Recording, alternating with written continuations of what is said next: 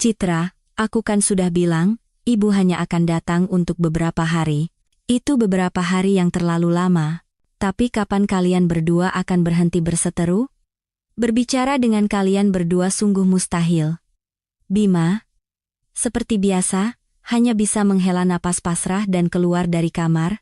Itu berarti hari ini ia tidak mau membahas apapun lagi. Keputusannya mengenai kedatangan ibunya sudah final. Kita belum selesai bicara. Citra tidak akan menyerah begitu saja. Aku sudah selesai. Kalian berdua sama-sama berharga bagiku.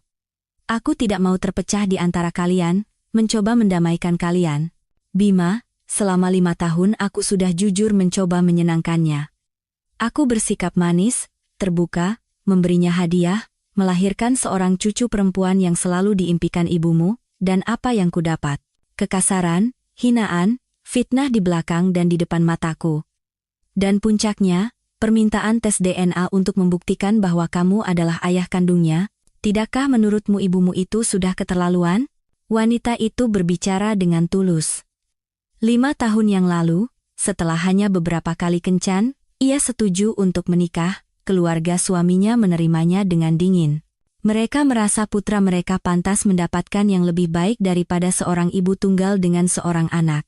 Mereka tidak mempertimbangkan hal-hal kecil seperti 2 gelar sarjana, jabatan bergengsi sebelum cuti hamil, dan prospek untuk kembali bekerja dengan promosi, wawasannya yang luas, prinsip moral yang tinggi singkatnya.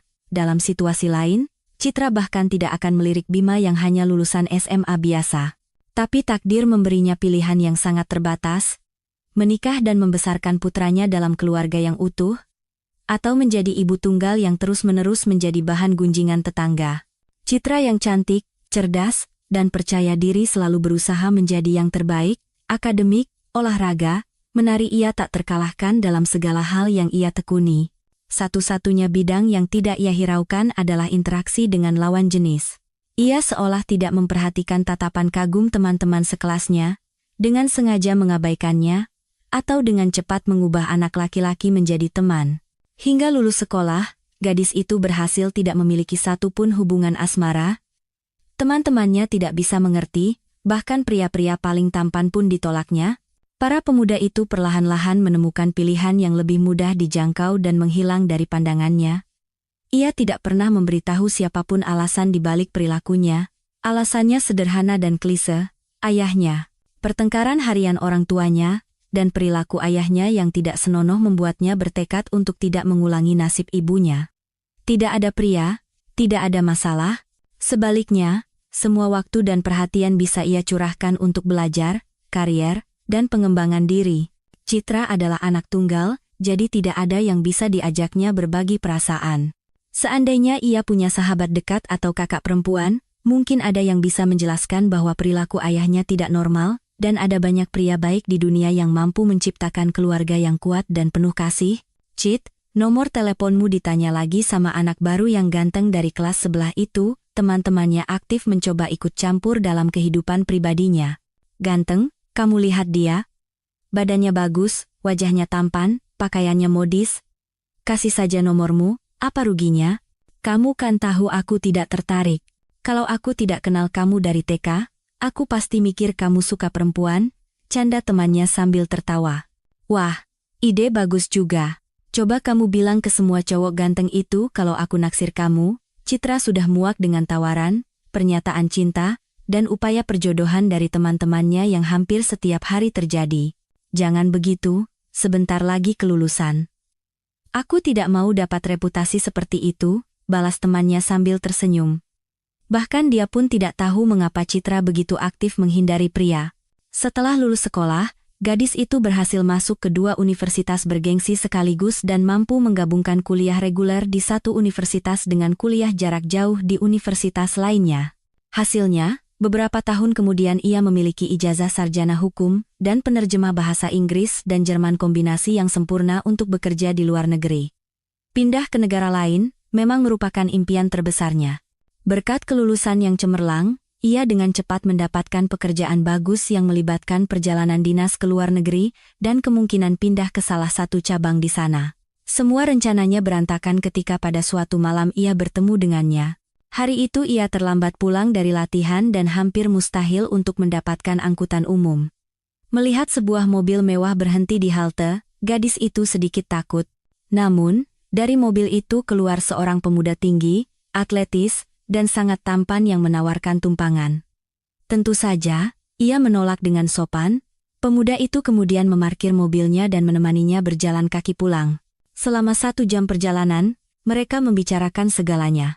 Ternyata mereka punya banyak kesamaan, buku favorit, musik, hobi olahraga. Pemuda itu membuatnya terkesan dengan sopan santunnya. Ia cerdas, berwawasan luas, dan perhatian.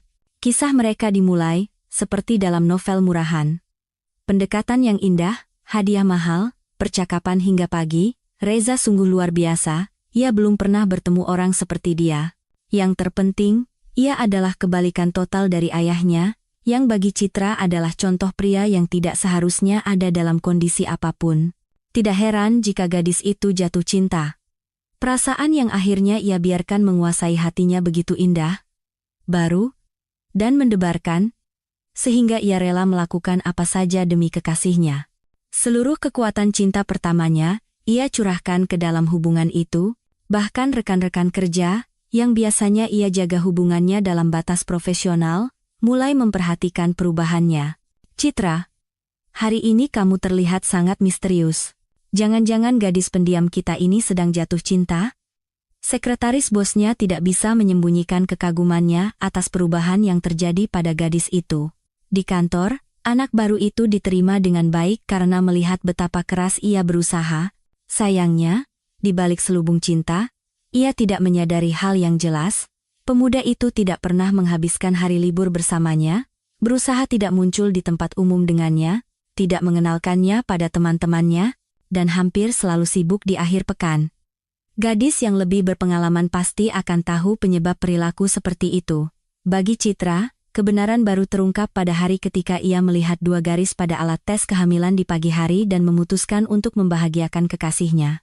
Reza, aku punya hadiah kecil untukmu, atau lebih tepatnya. Sangat besar dan luar biasa indah, kata gadis itu dengan wajah memerah, menyerahkan sebuah kotak kecil yang diikat dengan pita emas rapi kepada pemuda itu. Sayang, kata itu membuat kaki gadis itu lemas. Aku kan sudah bilang, jangan memberiku hadiah. Kamu tidak punya kemampuan finansial seperti itu.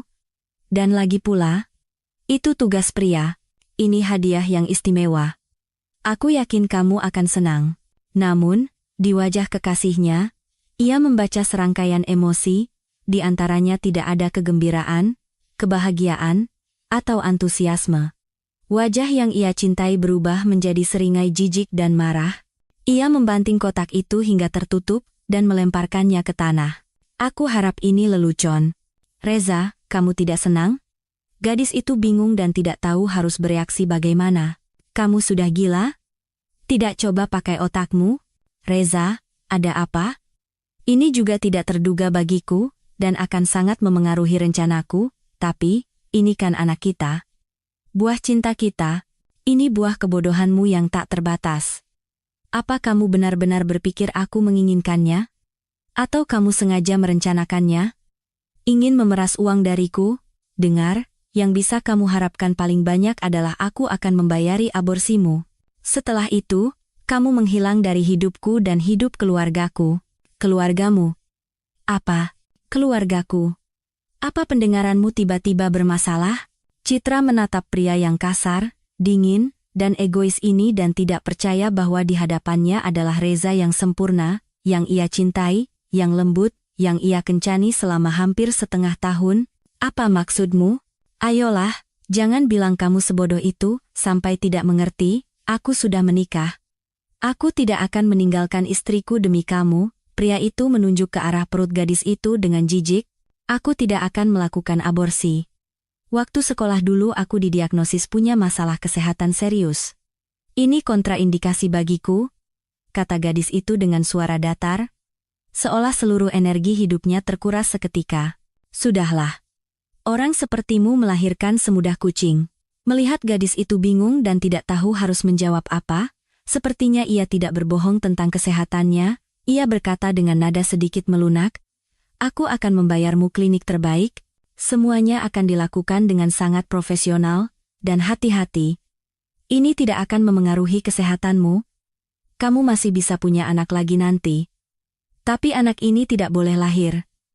Aku tidak butuh masalah ini. Ayah mertuaku orang yang sangat berpengaruh. Jika dia tahu aku selingkuh di belakang putrinya, kamu dan aku akan kena masalah. Tampaknya masih ada sisa perasaan untuk gadis itu dalam dirinya.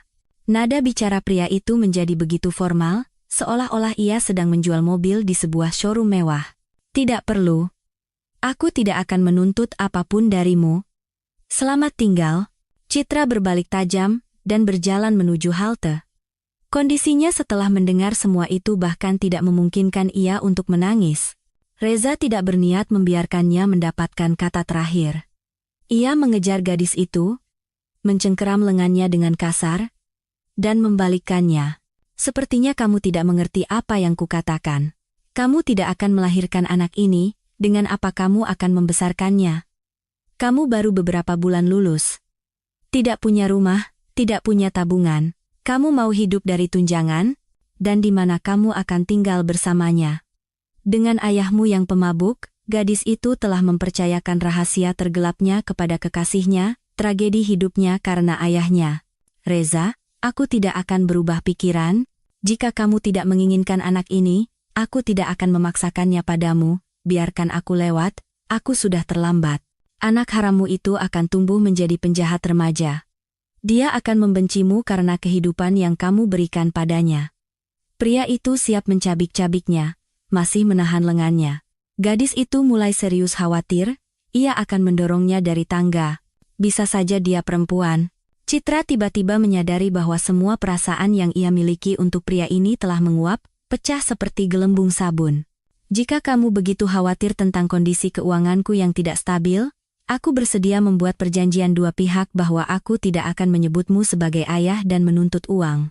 Firasat aneh memberitahu Citra untuk melindungi dirinya dan calon anaknya, dan di sisi lain, apa kewajibanku? Suara pria itu terdengar tertarik. Di sisi lain, kamu tidak akan pernah muncul dalam hidup kami, dan tidak akan menuntut untuk bertemu dengan anak itu. Kamu gila? Untuk apa aku butuh anak haram itu? Berarti setuju. Ayo kita pergi. Tidak. Aku akan menyusun draftnya sendiri. Besok kita akan mengesahkannya di notaris.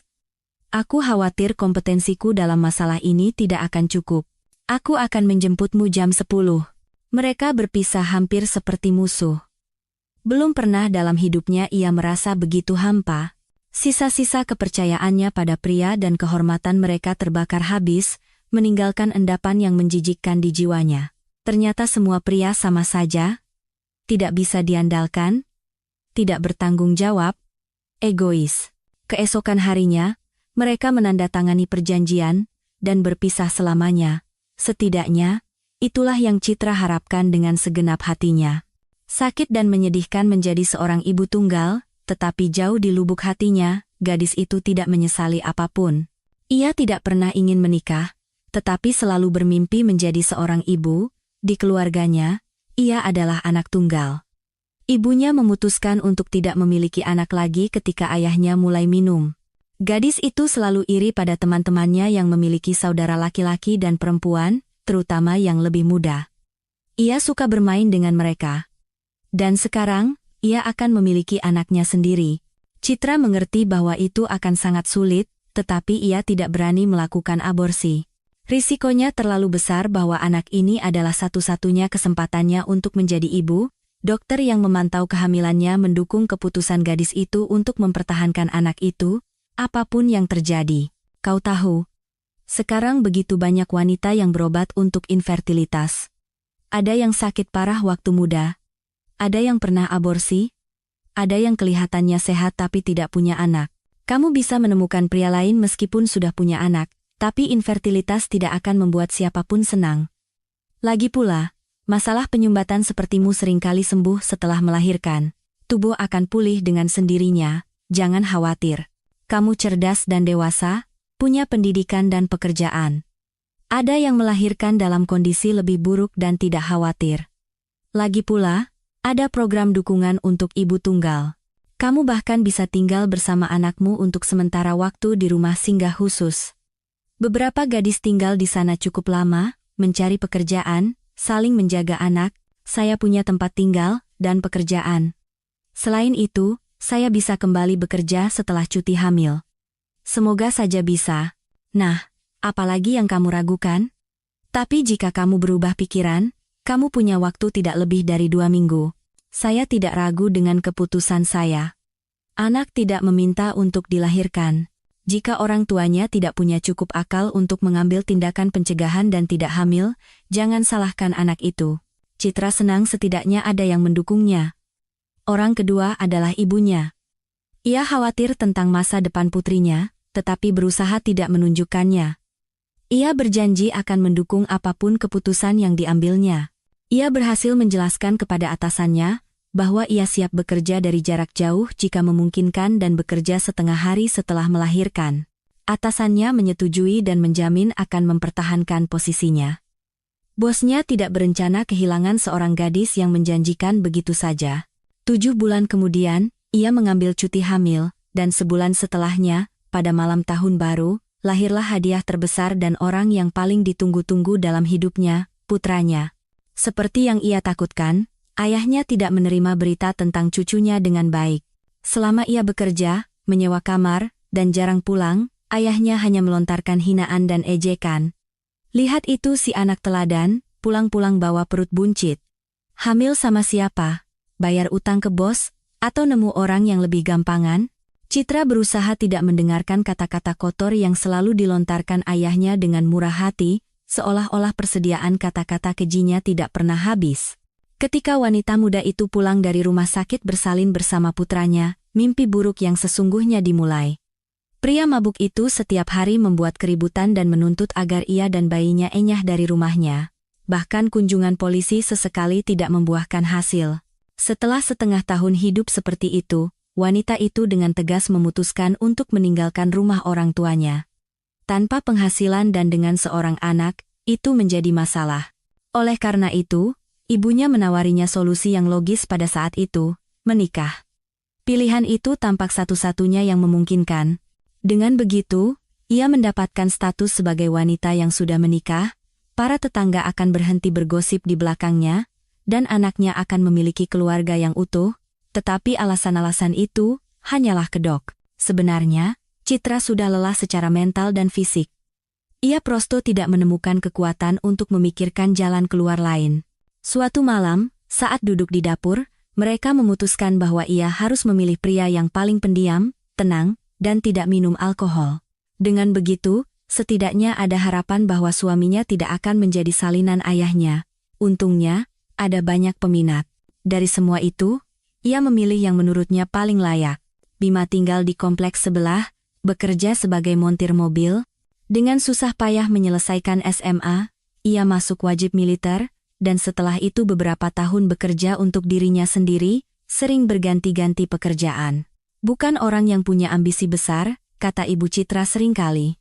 Yang terpenting, ia sangat akrab dengan Saka kecil, yang tidak mau digendong oleh siapapun selain ibu dan neneknya. Bima siap menikah. Ia tidak keberatan dengan anak itu, jadi mereka tidak menunda pernikahan. Setelah akad nikah yang sederhana, keluarga muda itu pindah ke apartemen Bima, hadiah dari neneknya saat masih sekolah. Wanita itu merasa aneh bangun dan tidur tanpa teriakan dan hinaan dari ayahnya. Suaminya memang tenang, tetapi sedikit pencemburu. Ia menjelaskan itu sebagai rasa tidak percaya diri. Suaminya akrab dengan putranya, memperlakukannya dengan lembut dan hati-hati. Wanita itu tidak percaya pada kebahagiaannya sendiri. Satu-satunya hal yang mengkhawatirkan wanita muda itu adalah ibu calon suaminya. Ia tidak menyembunyikan rasa jijiknya terhadap wanita muda itu, meskipun putranya lah yang sebenarnya tidak sepadan, bukan menantu barunya. Wanita itu percaya bahwa menantunya telah mengguna-gunai putranya dan memaksanya menikahinya. Setelah pernikahan, ia pindah ke apartemen pasangan muda itu, dan membuat keributan yang memalukan dengan hinaan dan memecahkan piring. Suaminya tidak membela Citra, membenarkan perilaku ibunya dengan mengatakan bahwa ibunya selalu cemburu pada pacar-pacarnya. Perilaku seperti ini menjadi norma dalam hubungan mereka. Suaminya yang tenang dan perhatian di hari-hari biasa, berubah drastis di dekat ibunya. Ibunya membuatnya menari sesuai iramanya. Itulah sebabnya ia memutuskan untuk meminimalkan komunikasi dengan kerabat suaminya. Ia maupun putranya tidak pernah menghadiri satupun perayaan keluarga mereka. Situasi bisa saja berubah ketika Citra dan Bima memiliki seorang putri. Mereka datang ke rumah orang tua untuk mengenalkan cucu mereka.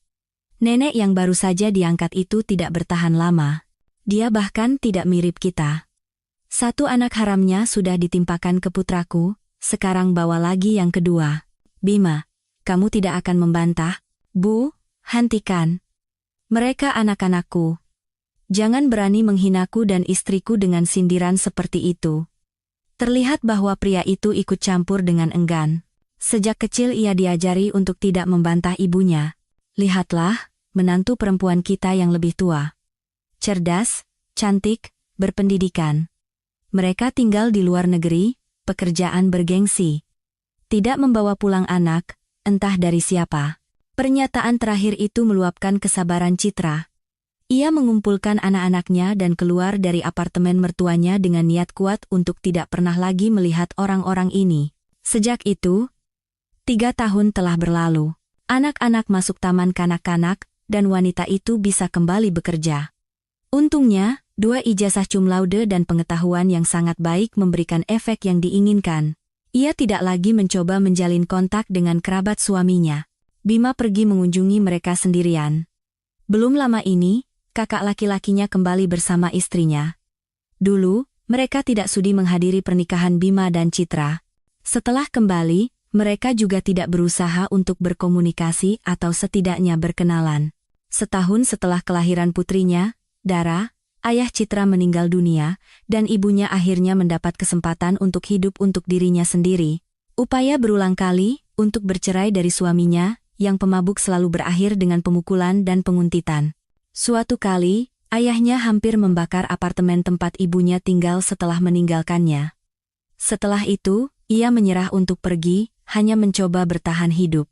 Citra mendukung ibunya secara finansial, dan ibunya, pada gilirannya, sangat membantu dengan cucu-cucunya. Anak-anak tidak tahu bahwa selain nenek kesayangan mereka, mereka memiliki nenek, kakek, dan paman lain.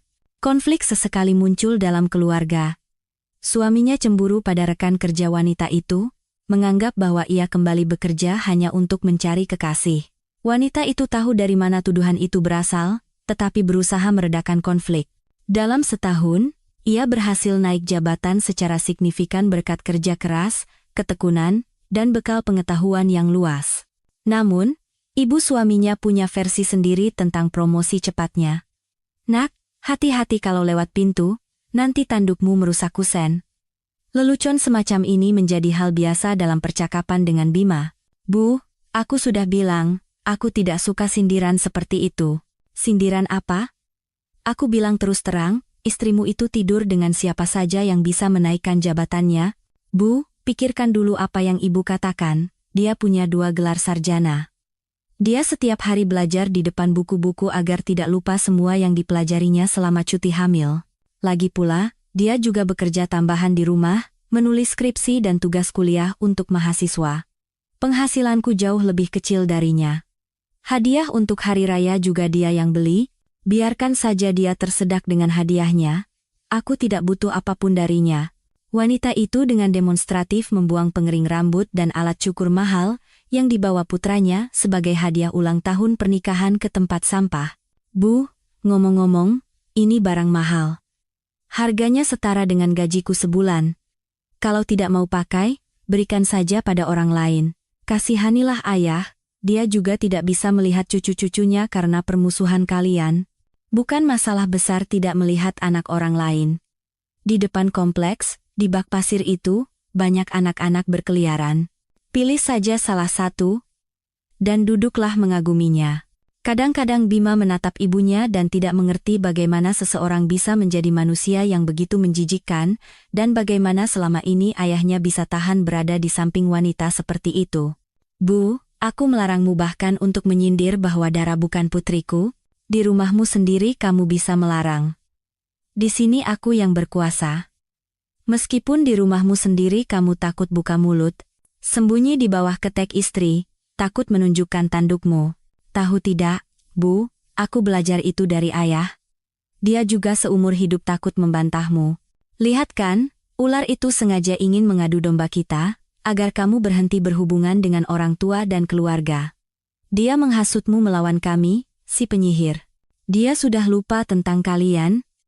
Hadiah hanya dibeli saat hari raya, karena berusaha sopan. Kakak pulang 2 bulan lalu, apa kamu pernah bertemu dengannya? Tidak, karena si jalang itu tidak mengizinkan.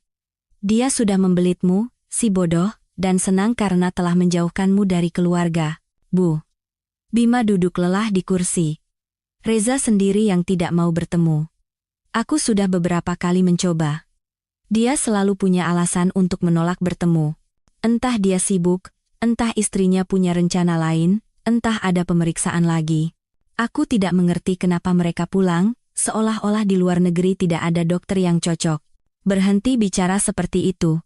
Anjani sedang berusaha memberi kita penerus, dia berobat, tidak putus asa. Tidak seperti tikusmu itu, melahirkan entah anak siapa, dan kamu senang menganggap semuanya anakmu. Untung aku berhasil membujukmu untuk tidak mendaftarkan anak sulungnya atas namamu. Tapi kan ibu tahu bahwa Citra yang menolak mengubah dokumen Saka dan mencatatnya sebagai putraku, ibu tidak bisa memengaruhi situasi itu. Dan tidak penting bagiku bahwa nama belakangnya berbeda. Aku mencintainya seperti anak kandung. Kamu mencintai semua orang seperti anak kandung, kecuali kerabatmu sendiri. Ibu Bima tidak berniat menyerahkan kata terakhir kepada putranya yang tidak disukainya. Sejak usia dini, ia membagi putra-putranya menjadi yang pintar dan dicintai, dan yang kedua, yang gagal. Reza, putranya yang dipuja, pintar, dan cakap, adalah contoh putra yang ideal. Belajar dengan baik, berolahraga, banyak membaca, menjadi juara berbagai kompetisi olahraga, dan olimpiade intelektual. Ia tidak pernah membantah atau mengecewakan ibunya.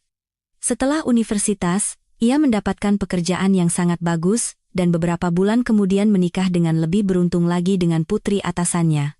Pernikahan itu tidak seimbang, tetapi ayah pengantin wanita melihat potensi pada menantunya. Setahun setelah pernikahan, keluarga muda itu pindah ke luar negeri. Di sana, Reza yang cakap memimpin cabang perusahaan ayah mertuanya. Kehidupan keluarga yang ideal dalam segala hal hanya dinodai oleh ketiadaan anak. Istri mudanya berobat di klinik-klinik paling terkenal, menjalani pemeriksaan tanpa akhir. Suaminya hanya sekali mengizinkan dirinya untuk diperiksa, dengan alasan bahwa dalam hal ini ia baik-baik saja. Putra kedua, Bima, tidak terlalu disayang ibunya. Ia tumbuh nakal, suka berkelahi, dan jahil. Belajar terasa sulit baginya, dan di waktu luangnya ia lebih suka mengejar merpati di halaman daripada duduk di depan buku. Sama sekali tidak tertarik pada apapun, ia dengan susah payah menyelesaikan sekolah. Baik orang tua maupun kakaknya mencoba memengaruhinya, tetapi tidak berhasil. Ibunya tidak menganggap putra bungsunya layak mendapat perhatian, jadi ia bersikap cukup dingin terhadap idenya untuk menikah. Semuanya berubah ketika ia secara pribadi bertemu dengan calon menantu bungsunya. Pada saat kakaknya menikah dan pindah ke luar negeri, Bima sedang menjalani wajib militer. Jadi, kakak beradik itu tidak bertemu selama bertahun-tahun, dan dari pihak Reza, tidak ada keinginan untuk memperbaiki ini. Putra kesayangan itu sering menjadi tamu di rumah orang tuanya, meskipun ia tidak pernah bertemu dengan adik laki-lakinya di sana. Begitu Bima memberitahu bahwa ia akan berkunjung, kakak laki-lakinya menemukan 1000 alasan untuk menunda kunjungan adiknya. Bima merasa tersinggung dengan sikap meremehkan seperti itu, tetapi ia tidak bisa berbuat apa-apa. Suatu hari, ayahnya dengan pelan berkata bahwa kakak laki-lakinya dan ibunya punya rahasia, dan itu menyangkut keluarga Bima.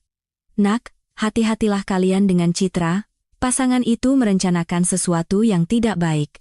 Dan tiba-tiba, Ibu Bima memutuskan untuk mengubah kemarahannya selama bertahun-tahun menjadi kemurahan hati dan datang berkunjung ke rumah putra bungsunya. Dan bukan hanya berkunjung, tetapi juga menginap. Ia tidak berencana meminta izin menantunya. Bahkan putranya pun lebih seperti diberitahu daripada diperingatkan. Setelah peringatan dari ayahnya, Bima menjadi waspada terhadap inisiatif ibunya. Namun, yang paling sulit adalah meyakinkan istrinya untuk menerima kerabat yang begitu tidak menyenangkan di rumahnya. Citra, aku kan sudah bilang, ibu datang hanya untuk beberapa hari. Itu beberapa hari yang terlalu lama. Tapi kapan kalian berdua akan berhenti berseteru? Berbicara dengan kalian berdua sungguh mustahil. Tidak ada yang pernah mencoba berdamai denganku. Selama bertahun-tahun aku mendengarkan rentetan fitnah tentang perselingkuhanku, bahwa aku menumbuhkan tanduk untukmu, melahirkan darah entah dari siapa, menimpakan putraku padamu. Ngomong-ngomong, kamu tahu aku punya anak sebelum menikah, dan itu tidak mengganggumu? Jika masalah ini begitu penting bagimu, kenapa kamu tidak menceritakan semuanya sebelum menikah? Karena aku mencintainya seperti anak kandung sejak hari pertama. Mereka berdua sama-sama berharga bagiku. Dan orang-orang di sekitar juga bilang dia mirip denganku. Jangan mengalihkan pembicaraan. Aku tidak mau melihat di rumahku orang yang telah menumpahkan begitu banyak fitnah padaku. Setidaknya, aku menuntut agar dia meminta maaf. Ini juga rumahku, jangan lupa. Aku berhak menerima kerabatku di dalamnya. Ibumu hampir setiap hari di sini, karena dia yang menjemput anak-anak dari TK, mengurus mereka sementara kita bekerja. Atau kamu lupa berkat siapa anak-anak kita begitu berkembang? Dan siapa yang setiap ada kesempatan memuji betapa hebat menantunya? Di sini Bima tidak bisa membantah, ia memang beruntung. Ibu mertuanya sangat membantu mereka dengan anak-anak, memasak, mengajak anak-anak jalan-jalan. Ia tidak bisa membayangkan bagaimana mereka akan mengatasinya tanpa dia. Itulah sebabnya ia tidak keberatan istrinya menafkahi ibunya sepenuhnya dengan gajinya, dan Bima sendiri berusaha membantu ibu mertua keduanya. Ia merenovasi apartemennya dengan tangannya sendiri setelah ayah mertuanya meninggal. Tempat tinggal itu benar-benar berubah, karena sebelumnya bahkan tidak memiliki fasilitas dasar. Pria itu sendiri sangat sadar bahwa kunjungan ibunya adalah ide yang buruk dan akan berakhir buruk. Namun, ia tidak bisa mengalah karena karakternya. Kamu boleh menerima siapa saja. Aku tidak wajib bahkan untuk berbicara dengannya. Untungnya luas apartemen memungkinkan kita untuk tidak saling bertemu. Pada hari yang diperkirakan kedatangan ibu mertuanya, Citra berusaha untuk tinggal di kantor selama mungkin. Anak-anak dijemput dari taman kanak-kanak oleh ibunya dan ia memutuskan untuk membiarkan mereka menginap di rumahnya. Bima tidak keberatan, khawatir ibunya akan mengatakan sesuatu yang tidak pantas di depan mereka. Saka sudah cukup besar untuk mengerti mengapa ia disebut bukan anak kandung. Citra sempat tergoda untuk menginap di rumah ibunya juga, tetapi ibu mertua yang dibencinya bisa menganggap tindakan itu sebagai kepengecutan, dan wanita itu tidak pernah menjadi pengecut. Jadi, setelah tinggal di kantor selama mungkin, menyelesaikan semua pekerjaan yang menumpuk, ia dengan santai mengambil jalan terjauh untuk pulang. Belum pernah dalam hidupnya ia merasakan keengganan yang begitu menyiksa untuk pulang. Biasanya ia bergegas pulang dari kantor, menantikan waktu bersama keluarga tercinta. Hari ini, ia harus menghadapi ujian berat. Tetapi ia tidak akan menghindari ibu mertuanya. Selain itu, ia berada di wilayahnya sendiri dan selalu bisa mengusir kerabat yang dibencinya itu. Dengan hati-hati membuka pintu, Citra masuk ke apartemen. Suasananya sepi. Ia bahkan sempat berpikir bahwa ibu mertuanya berubah pikiran dan tidak jadi datang. Namun, semenit kemudian, wanita itu mendengar suara-suara teredam dari ruang tamu. Ibu dan anak sedang membicarakan sesuatu. Wanita itu tidak berniat menguping, tetapi saat menuju kamar mandi, ia mendengar Ibu Bima menyebut namanya, dan tanpa sadar ia mendengarkan. Aku katakan padamu, Citramu itu untuk pertama kalinya ibu mertuanya menyebut nama menantunya hamil dengan Reza, tahu bahwa dia sudah menikah, ingin menghancurkan keluarganya dan menikahinya. Dia menuntut uang untuk tutup mulut agar istrinya tidak tahu apa-apa, karena itu mereka tidak datang ke pernikahan kalian. Aku takut si gila itu akan merusak hidupnya. Aku beberapa kali melihat mereka saat dia masih pacaran dengannya. Itulah sebabnya aku tidak bisa menerimanya. Satu putraku hampir hancur keluarganya, lalu dia mengincar yang kedua. Seandainya kamu punya anak sendiri, kamu akan mengerti aku. Aku punya anak sendiri. Satu lagi komentar seperti itu, dan ibu akan pulang. Bus sudah tidak jalan lagi. Apa kamu akan mengusir ibumu sendiri ke jalan seperti anjing? Namun, kali ini wanita itu datang bukan untuk memfitnah menantunya. Ia punya rencana, dan putra bungsunya harus dibujuk menjadi sekutu. Sekarang mereka punya masalah, tidak bisa punya anak. Jadi aku pikir, bagaimana kalau kalian serahkan Saka pada Reza dan istrinya, toh dia kan putranya. Dan kalian masih punya anak perempuan, atau bisa punya anak lagi. Si betina suburmu itu melahirkan sesuai permintaan. Mungkin kali ini anakmu sendiri? Bu, hentikan. Aku sudah bilang tidak akan mentolerir sikap seperti ini. Kenapa kamu tidak memberitahuku sebelumnya bahwa Saka adalah keponakanku? Bagaimana kalian bisa tahu selama bertahun-tahun dan diam saja? Dan bagaimana kalian bisa berpikir untuk mengambil anak dari ibunya? Nah, disinilah kamu akan membantu kami. Kita harus membuat si tikusmu itu diakui sebagai ibu yang buruk. Lalu kita bisa melakukan tes DNA, membuktikan paternitas, dan mengambil anak itu, pelaksanaan hak asuh orang tua yang tidak semestinya, gaya hidup amoral, istrimu cocok dengan karakteristik seperti itu, dan nanti di pengadilan kamu akan memberikan kesaksian. Bilang dia memukulnya, marah-marah pada semua orang, tidak merawat anak-anak. Aku akan menuliskan apa dan bagaimana kamu harus mengatakannya. Citra adalah ibu yang luar biasa, siapapun akan memberitahumu itu. Ibu yang luar biasa, yang menitipkan anak-anaknya pada neneknya. Seperti yang kamu lihat, aku cukup tahu. Jadi ini sebabnya kakak tidak mau bertemu denganku. Bima mencoba mengalihkan pembicaraan. Untuk apa dia bertemu denganmu? Kalian tidak pernah akur? Kamu bahkan tidak sepadan dengannya? Apa yang bisa kalian bicarakan? Si ular itu bisa saja melihatnya di rumah. Di keluarga mereka semuanya ideal, hanya kurang anak. Dan di sini ada anak laki-laki yang sudah besar, tidak perlu mencuci popok dan merusak bentuk tubuh dengan melahirkan. Bima mendengarkan ibunya dan tidak percaya pada telinganya sendiri. Ibunya membahas nasib cucunya seolah-olah ia adalah benda yang tidak berarti. Bu, apa ibu tidak penasaran apa yang aku, Citra, dan Saka pikirkan tentang ini? Siapa yang akan bertanya pada kalian? Anak itu akan punya prospek di keluarga normal, tumbuh dengan uang dan kesempatan, dan apa yang bisa kalian berikan padanya? Pelajaran renang dan melukis bodoh kalian itu? Jangan buat aku tertawa. Kamu seharusnya berterima kasih karena kakakmu memberikan layanan seperti ini. Anggap saja perasaan kami tidak penting bagimu. Tapi bagaimana dengan istri Reza, Anjani? Apa dia tidak keberatan membesarkan anak yang dilahirkan oleh selingkuhan suaminya yang sempurna? Jika aku hitung dengan benar, dia mulai berkencan dengan Citra hanya beberapa bulan setelah pernikahannya.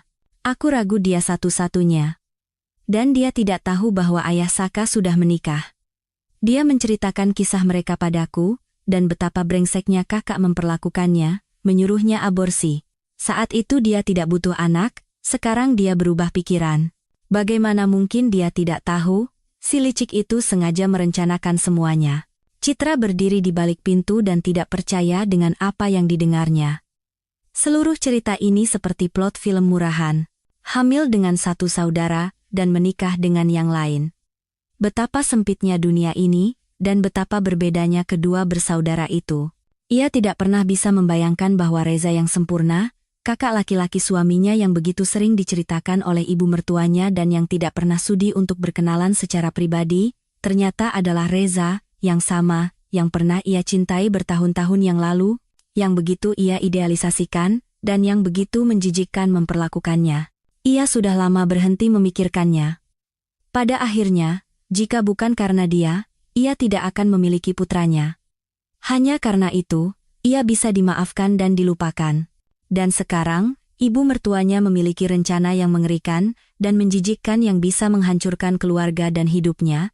Ia tahu kemampuan Reza. Tidak ada yang mustahil baginya untuk menyuap siapapun yang diperlukan dan mendapatkan semua surat-surat yang diperlukan untuk mengambil putranya. Harapan tipis tersisa pada perjanjian yang telah ia tanda tangani saat baru mengetahui kehamilannya. Tetapi bagi orang seperti dia, selembar kertas kemungkinan besar tidak akan menjadi penghalang. Citra menekan tangannya ke pelipisnya. Darah di pembuluhnya berdenyut begitu kencang sehingga seolah-olah pembuluh darah tipis itu akan pecah. Sekarang menjadi jelas alasan kebencian yang begitu kuat dari ibu mertuanya terhadap Citra. Si penyihir tua itu takut bahwa putra idealnya akan diusir oleh kerabat barunya yang kaya. Selama bertahun-tahun ia menyiksanya, mengklaim bahwa putri Citra adalah anak haram, padahal ternyata kedua anaknya, adalah cucu kandung dari wanita tak berperasaan ini. Monster macam apa yang sekarang duduk di ruang tamunya? Selama bertahun-tahun mereka menyembunyikan darinya bahwa pria yang ia cintai, yang mengkhianatinya, dan yang ia coba untuk tidak ingat adalah kerabat dekat suaminya. Yang melegakan adalah suaminya juga tidak mengetahui rahasia ini. Tampaknya ibu mertuanya dengan putra kesayangannya menyimpan informasi ini untuk hari yang buruk. Tapi bagaimana mereka bisa berpikir untuk mengambil Saka darinya? Citra tidak pernah meragukan bahwa ibu mertuanya sama sekali tidak memiliki perasaan manusiawi, tapi tentang Reza, ia sudah bertahun-tahun mencoba untuk tidak mengingatnya dan tidak mengharapkan langkah seperti itu darinya. Selama pertemuan terakhir mereka, ketika mereka membuat perjanjian, ia tidak menyatakan keinginan untuk berkomunikasi lebih lanjut. Mungkin ide tentang anak itu datang dari ibu mertuanya, karena Reza dan istrinya selama bertahun-tahun tidak berhasil memiliki anak sendiri. Mungkin dengan cara ini ibu mertuanya ingin menyelamatkan keluarga mereka, tetapi tidak dengan memasukkan anak asing dari panti asuhan. Namun, yang paling menakutkan adalah wanita itu memutuskan untuk memfitnah menantunya secara licik, mengumpulkan surat keterangan tentang ketidakmampuannya, dan mengambil anak itu, bahwa dengan begitu ia akan menghancurkan keluarga putra bungsunya. Ibu mertuanya sepertinya tidak memikirkannya. Yang terpenting baginya selalu adalah si sulung. Bima tumbuh seperti rumput liar. Kelahirannya tidak direncanakan, dan ibunya bahkan tidak mencoba menyembunyikan dari putranya, bahwa ia telah melakukan banyak upaya untuk menggugurkan kehamilan yang tidak diinginkan itu. Dan sekarang ia mencoba menghancurkan keluarga putranya. Bagaimanapun, membenarkan tindakan mengerikan seperti itu adalah mustahil, dan Citra memutuskan untuk menghentikan pembicaraan ibu mertuanya dengan Bima. Ia masuk ke kamar tepat pada saat argumen suaminya sudah habis, dan ia ingin mengusir ibunya. Selama bertahun-tahun menikah dengan Citra, ia begitu lelah dengan serangan terus-menerus ibunya terhadap keluarganya sehingga ia siap memutuskan hubungan. Tawaran mengerikan yang ia buat padanya tidak bisa dipahami maupun dimaafkan. Bima dan ibunya berbalik ke arahnya pada saat yang sama. Citra merasa melihat kelegaan di mata suaminya. Ia tidak perlu lagi melawan ibunya sendirian. Pergi dari sini. Dan jangan pernah mendekati rumahku dan keluargaku lagi, atau aku akan mencabik-cabikmu. Bahkan jika aku dipenjara setelahnya, aku akan keluar dan terus hidup di dunia yang indah yang telah terbebas dari ular berbisa sepertimu. Citra mencengkeram siku ibu mertuanya dan akhirnya melampiaskan kemarahan dan sakit hati yang terpendam selama bertahun-tahun. Lepaskan aku. Bima, singkirkan wanita gila ini. Bu, ibu sendiri yang salah. Dia tidak melakukan apa-apa padamu. Suaminya untuk pertama kalinya secara terbuka membela Citra dan melawan ibunya. Aku akan menghancurkan kalian berdua. Kalian akan kehilangan semua anak kalian. Aku akan membuat kalian kehilangan pekerjaan, uang, dan rumah. Wanita itu menjerit seperti orang gila, menghujani kutukan pada putra dan istrinya. Citra hampir menyeret ibu suaminya keluar ke lorong, mengabaikan teriakan dan kutukan yang terus-menerus ia lontarkan. Menutup pintu, wanita itu merosot ke lantai, bersandar di dinding, dan menangis tersedu-sedu. Dalam hidupnya ada banyak kesedihan dan kebencian, tetapi ia jelas tidak pantas menerima perlakuan seperti itu dari ibu mertuanya. Dan sekarang ia menangis karena ketidakberdayaan, menyadari bahwa wanita keji seperti itu tidak akan meninggalkan mereka dalam damai. Suaminya berdiri bingung di tengah koridor, tidak tahu harus berbuat apa, menenangkan istrinya atau bergegas menenangkan ibunya, yang teriakannya terdengar di seluruh gedung.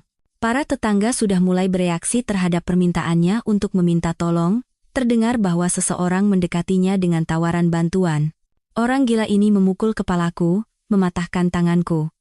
Dia menghinaku dengan kata-kata paling kotor. Aku nyaris tidak selamat dari mereka. Tolong, panggil ambulans dan polisi. Ini tidak bisa dibiarkan begitu saja.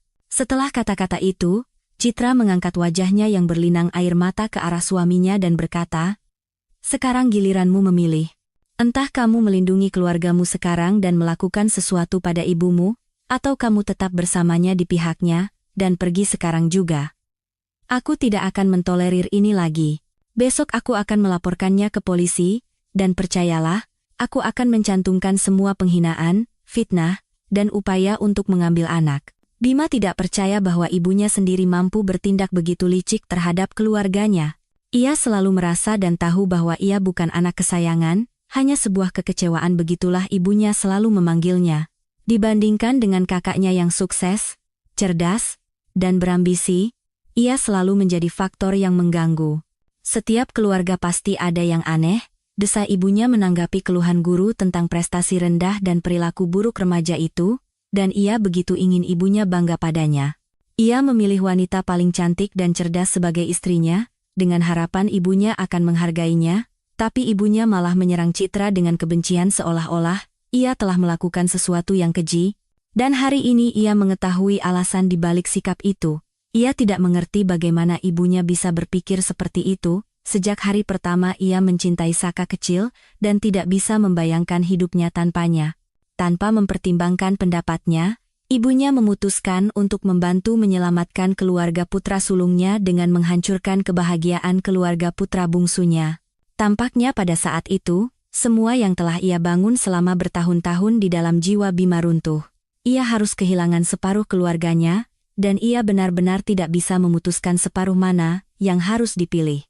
Ia bahkan takut membayangkan hidup tanpa istri, putri, dan putranya, yang ternyata adalah keponakan kandungnya. Tetapi memutuskan semua hubungan dengan orang tua dan kakaknya juga menakutkan. Yang paling ia kasihan adalah ayahnya, yang pasti akan dilarang oleh ibunya untuk berhubungan dengannya. Menghela napas, Bima keluar ke lorong, mencengkeram lengan ibunya, dan dengan paksa menyeretnya ke pintu keluar. Begitu di luar, ia melemparkannya ke bangku, dan melampiaskan emosi yang terpendam selama bertahun-tahun. Bu, ini terakhir kalinya aku memperingatkanmu. Tinggalkan keluargaku. Jika ibu melakukan bahkan 1/10 dari apa yang ibu rencanakan, aku bersumpah, ibu dan Reza akan menyesal pernah memikirkan hal ini. Aku akan menghancurkan kalian, percayalah, aku punya cukup kemampuan untuk itu. Perlu aku ingatkan bahwa istriku adalah seorang pengacara sukses? Dan berapa banyak orang besar yang memperbaiki mobil di bengkelku, ibu bahkan tidak bisa membayangkannya. Jangan ragu, aku akan melibatkan mereka semua. Dan sudah saatnya istri kakak tahu tentang kejujurannya yang luar biasa. Meskipun, mungkin sebaiknya ayahnya tahu lebih dulu. Seingatku, dia bukan orang sembarangan di kota ini. Biarkan dia memengaruhi menantunya. Mungkin tanduk di kepala putrinya akan berhenti tumbuh begitu cepat. Kamu tidak akan berani, desis ibunya. Kamu pikir kamu siapa? Kamu bukan apa-apa dibandingkan dengan kakakmu. Pecundang, orang tak berguna. Meskipun begitu, orang tak berguna ini akan melindungi keluarganya. Saka adalah putraku. Aku sudah lama berencana untuk mengadopsinya. Sekarang aku pasti akan melakukannya. Kami adalah keluarga yang utuh dan bahagia. Aku melarangmu melakukan itu. Tampaknya wanita itu bahkan tidak pernah berpikir bahwa putra bungsunya yang penurut akan berani membangkang. Percaya atau tidak, aku tidak akan mendengarkanmu, kata Bima sambil tertawa. Ia merasa seolah-olah telah diam selama bertahun-tahun, dan sekarang mendapatkan hak untuk berbicara. Ia ingin mengatakan semuanya. Tetap saja DNA akan menunjukkan bahwa Reza adalah ayahnya. Itu juga akan menunjukkan hubungan kita dengannya. Selain itu, Citra memiliki perjanjian yang ditandatangani oleh anak sulungmu di mana ia tidak menuntut anaknya. Jangan bilang ibu tidak tahu tentang itu. Aku tahu, tapi gadis bodoh itu yang membuatnya sendiri. Aku tidak akan pernah percaya itu punya kekuatan hukum. Itu disahkan oleh notaris. Artinya, putra kesayanganmu tidak punya hak apapun atas Saka. Aku akan tetap mendapatkan dia dari kalian. Mereka butuh anak.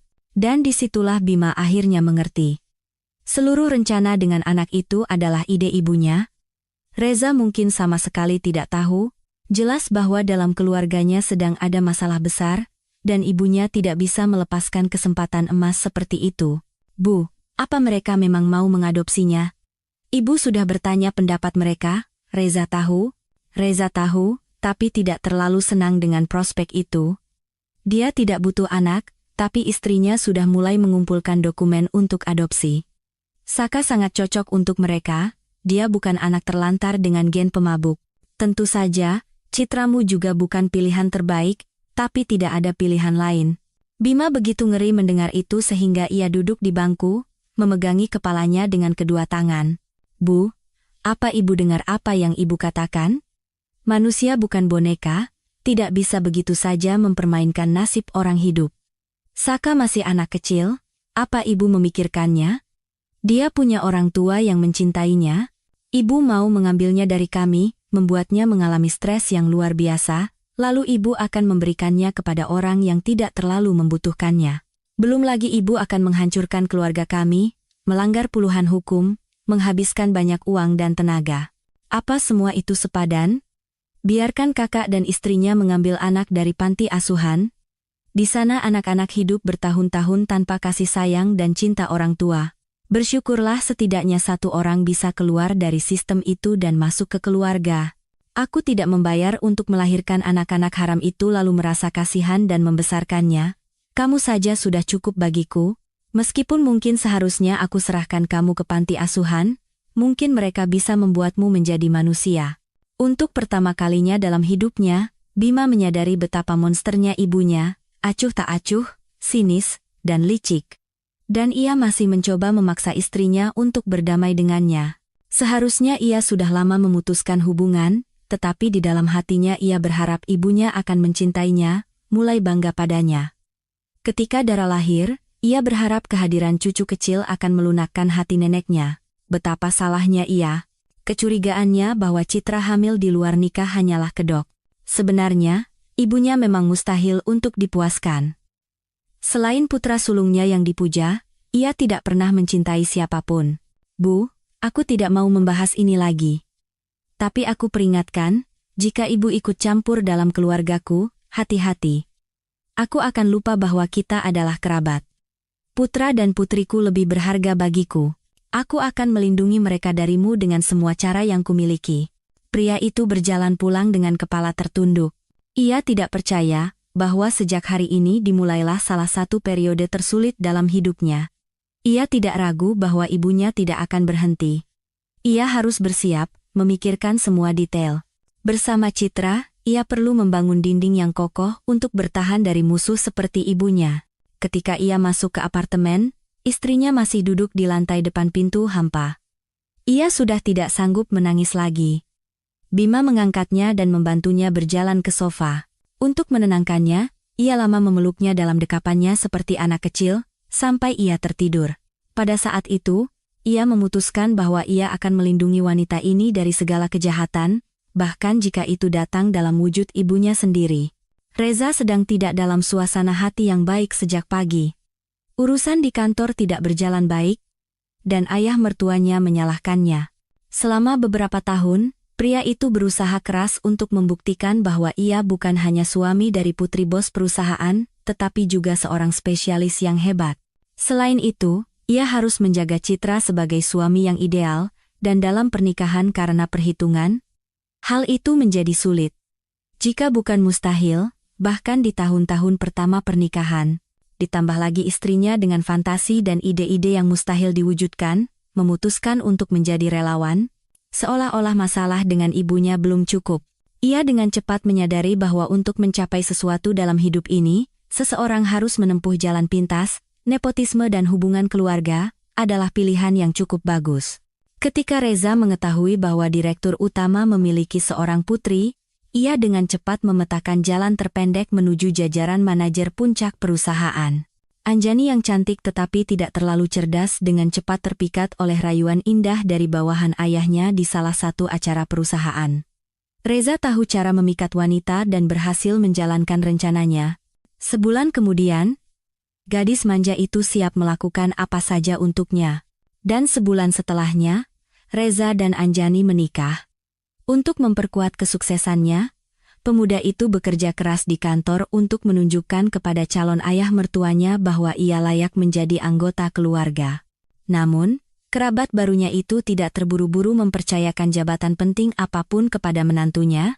Wanita yang anggun dan terawat itu hanya punya satu kekurangan yang sangat mengganggu Reza, ia sangat ingin punya anak. Dan meskipun sudah berusaha keras, keinginan ini tidak kunjung terwujud. Sayang, kamu masih sangat muda. Kenapa di usia seperti ini merusak bentuk tubuh dengan kehamilan? Biar aku belikan kamu anjing ras yang modis atau hewan peliharaan keren lainnya, dan kamu bisa merawatnya. Anak itu artinya tangisan, ingus, popok kotor. Buat apa kamu butuh itu? Tidak ada pengasuh. Aku akan mengasuh anak kita sendiri. Kalau kamu lupa, aku ini psikolog anak bersertifikat. Aku tahu berapa biaya yang dikeluarkan ayahmu untuk ijazah itu, pikir Reza dalam hati, tetapi dengan suara keras ia berkata, aku tidak meragukan bakat pedagogismu sedikit pun, tapi menurutku kita bisa punya anak nanti, sekitar usia 35,40, kamu gila. Semakin tua seorang ibu, semakin tinggi kemungkinan melahirkan anak dengan kelainan. Apa kamu siap mengambil tanggung jawab untuk kelahiran anak seperti itu? Aku bahkan tidak berencana mengambil tanggung jawab untuk anak, pikir suami muda itu, tetapi dengan suara keras ia berkata, sayang, kita tidak mungkin punya anak yang sakit. Kita berdua sehat dan sangat menjaga kondisi kita. Baru sekitar setahun berlalu sejak pernikahan mewah mereka, dan suami muda itu sudah terlihat bersama wanita cantik lainnya, lalu satu lagi, dan satu lagi. Sementara Anjani menjalani satu pemeriksaan medis demi satu, suaminya yang penuh kasih aktif menumbuhkan tanduk untuknya. Akhirnya, kesabaran ayahnya habis, dan ia mengirim pasangan muda itu ke luar negeri. Motivasinya lebih dari layak, pemeriksaan di spesialis terbaik, dan kepada Reza, ia menawarkan untuk memimpin salah satu kantor di Eropa. Jabatan yang begitu ia impikan ternyata hanya formalitas. Pimpinan tidak memiliki hak suara, tidak bisa menandatangani dokumen, dan untuk semua masalah penting harus berkonsultasi dengan wakilnya, yang pada dasarnya adalah kepala kantor. Ayah wanita muda itu bisa saja dengan mudah menghancurkan menantunya, menceritakan semua perselingkuhannya kepada putrinya. Namun, ia membesarkannya seorang diri, istrinya meninggal ketika Anjani kecil belum genap 3 tahun.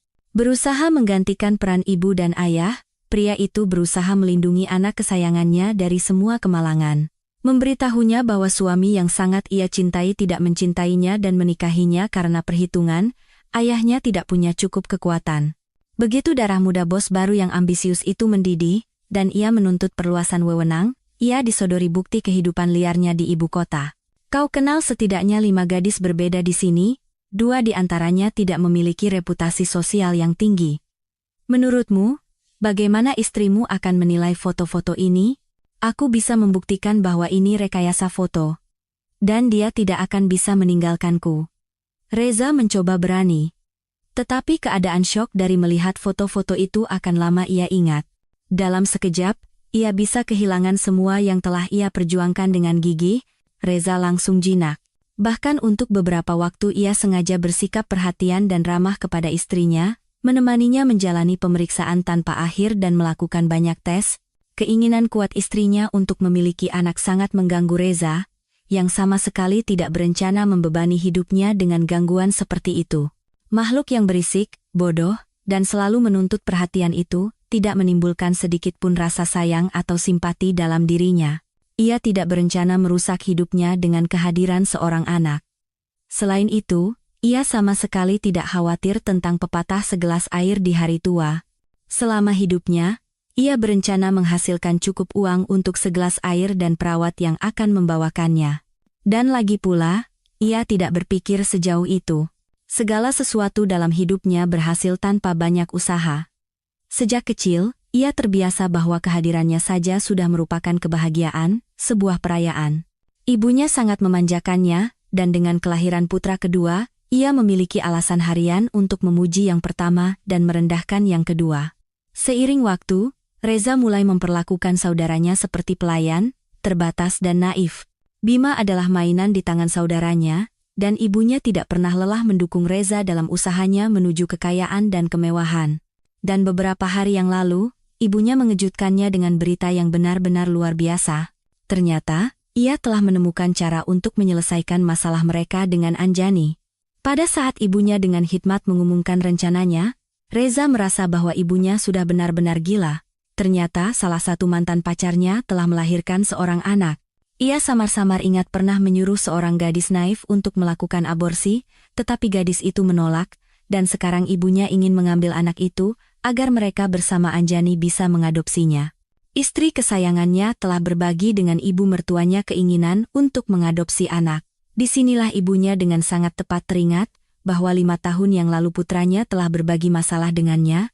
Seorang pacar hamil memutuskan untuk melahirkan. Rupanya, ibunya telah mengawasi gadis itu, tetapi saat itu Reza mulai memiliki masalah. Ayah mertuanya mengirim mereka berdua ke luar negeri. Mereka bahkan tidak pulang untuk pernikahan adik laki-lakinya. Ibunya saat itu membujuk mereka untuk tidak datang, mengatakan bahwa pernikahan itu tidak layak mendapat perhatian mereka. Dan sekarang ibunya memutuskan untuk menghabisinya dengan berita positif. Nak, aku belum menceritakan semuanya padamu. Kamu dan Anjani bisa mengadopsi bukan anak asing dengan genetika yang tidak jelas, tetapi putramu sendiri. Bu, ibu sehat? Suara putranya menjadi keras dan kasar. Kamu tidak mengerti aku. Maksudku anak yang dilahirkan oleh gadis itu untukmu. Ingat, kamu bilang padaku sebelum berangkat bahwa ada seorang gadis yang sedang mengandung anakmu dan menolak uang yang kamu berikan agar ia menggugurkannya. Lalu kenapa? Kamu tidak berkomunikasi dengannya?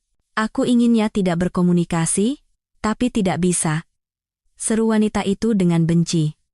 Si licik itu menikah dengan saudaramu? Kamu bercanda? Bagaimana mungkin?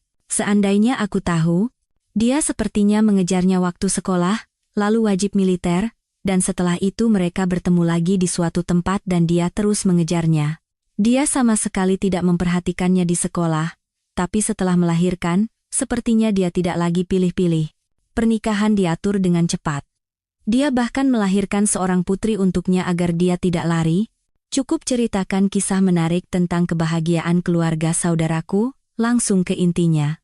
Nah, sekarang mereka membesarkan putramu, dan Bima bahkan tidak tahu bahwa Saka adalah keponakannya. Aku yakin istrinya juga tidak menyadari apa-apa. Kalian kan sama sekali tidak mirip, dan nama keluarga yang sama tidak membuatnya curiga. Aku sudah tahu dari dulu otaknya tidak ada. Sepertinya ayahnya juga pemabuk, atau bukan dia? Dia kemudian menikah dengan orang pertama yang ditemuinya agar bisa pergi dari rumah dengan bawaannya. Dan ayahnya sudah lama meninggal. Lalu untuk apa ibu menceritakan semua ini padaku? Untuk itu, karena saudaramu dan si jalangnya itu punya anak lagi, yang sulung bisa diambil dan kalian bersama Anjani, bisa mengadopsinya. Bu, ibu membicarakannya seolah-olah dia anak kucing. Lagi pula, untuk apa aku butuh bukti perselingkuhanku seperti itu? Ayah mertuaku akan menghancurkanku. Aku akan membantu kalian. Kita akan mengambilnya dari mereka, menempatkannya di panti asuhan, dari sana kalian akan mengambilnya dan pergi lagi ke luar negeri. Ibu bersinar karena bangga. Ia merasa rencananya sempurna, karena ia telah berusaha keras, mengerahkan seluruh kekuatannya agar putra kesayangannya bahagia. Hari itu, ia berhasil meyakinkan ibunya bahwa ide itu sangat bodoh. Sama sekali tidak boleh membiarkan istrinya tahu bahwa ia selingkuh. Istrinya naif mempercayainya dan menganggap bahwa ia tulus mencintainya. Tampaknya ibunya untuk sementara waktu tenang. Namun, itu hanya berlangsung seminggu. Ternyata, waktu itu ia habiskan untuk berlari ke berbagai organisasi yang kompeten untuk mengambil anak dari orang tua. Tinggal satu hal kecil yang harus dilakukan, membuktikan bahwa Bima dan Citra adalah orang tua yang mengerikan, kehidupan Saka dalam bahaya, dan anak itu harus segera diambil ke panti asuhan. Bahwa putranya memiliki 2 anak, dan keduanya bisa diambil, wanita itu tidak memikirkannya. Baginya yang penting hanyalah 1 cucu, dan itu pun hanya sebagai perekat untuk menyatukan pernikahan bahagia putra sulungnya. Setidaknya begitulah kelihatannya dari luar. Bahkan ibunya pun mengerti bahwa putranya sama sekali tidak menghargai istrinya. Pada saat itu, tidak ada yang memperhatikan keinginan kuat wanita itu untuk melaksanakan rencananya. Nanti, kerabatnya akan sangat menyesalinya. Reza, setelah mendengar dari ibunya, selama beberapa hari panik memikirkan cara mengalihkan perhatian ibunya ke kegiatan lain. Ia melarang istrinya berkomunikasi dengan ibunya. Dengan alasan masalah kesehatan. Sayang, sebaiknya jangan berkomunikasi dengan ibuku untuk sementara waktu. Dia mengalami semacam gangguan musiman yang aneh. Sepertinya dia banyak perejevala akhir-akhir ini, dan berita tentang adopsimu sepertinya benar-benar merusak akal sehatnya. Ada apa dengannya? Sesuatu yang serius? Mungkin dia butuh dokter? Aku akan membayar spesialis manapun. Tidak perlu membayar apa-apa. Hanya saja kadang-kadang dia punya pikiran-pikiran aneh, dan dia menyampaikannya seolah-olah itu adalah peristiwa nyata. Hal seperti ini sudah pernah terjadi, jangan perhatikan dia, oke? Entahlah, aku khawatir padanya. Dia selalu begitu manis dan baik. Seandainya orang-orang yang mengenalnya mendengarmu, gumam Reza. Kamu bilang apa? Tidak ada, kecuali bahwa kamu terlihat mempesona hari ini. Ah, kamu perayu. Meskipun pria itu tidak merasakan perasaan lembut dan romantis apapun terhadap istrinya, ia berhasil menirunya dengan mahir. Sehingga istrinya hidup dalam keyakinan bahagia. Ia mendapatkan suami yang paling penyayang, lembut, dan perhatian. Untuk kebahagiaan penuh, ia hanya kekurangan seorang anak. Semua dokter serempak mengatakan bahwa ia benar-benar sehat dan tidak ada kontraindikasi untuk pembuahan. Berarti masalahnya ada pada suaminya, namun, setelah setahun upaya yang sia-sia, bahkan ia pun menyerah dan menjalani pemeriksaan lengkap. Ternyata, ia juga baik-baik saja dengan kesehatannya. Dokter mengatakan bahwa hal seperti itu bisa terjadi, hanya perlu menunggu, mengalihkan perhatian, dan rileks. Anjani tidak bisa rileks. Anak secara bertahap menjadi obsesi.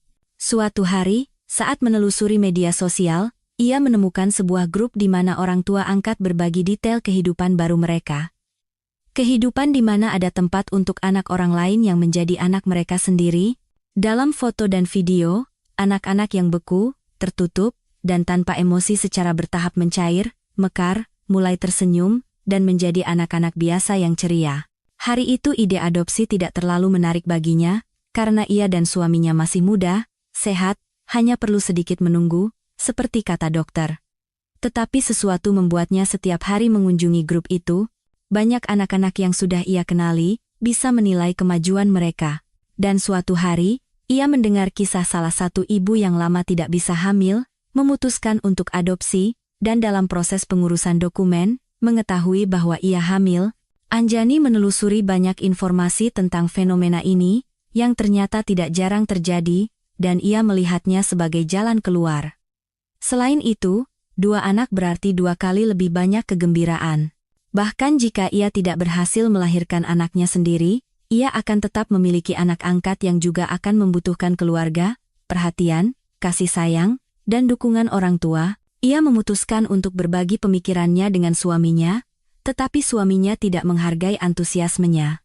Jika untuk anak kandung ia masih bisa setuju, untuk anak angkat ia tidak bisa memutuskan dalam kondisi apapun. Tiba-tiba, ayah Anjani juga berkomentar tajam tentang hal ini. Ia juga melihat ini sebagai keinginan sesaat putrinya. Sayang, kamu akan bosan bermain-main dengannya. Kamu akan cepat lelah merawat, menghabiskan waktu untuk anak orang lain. Kamu tidak akan menemukan ciri-cirimu, ciri-ciri suamimu dalam dirinya. Dia akan menangis, kamu akan lelah, dan akhirnya kamu akan ingin mengembalikannya. Tidak semua hal seindah itu dalam masalah ini.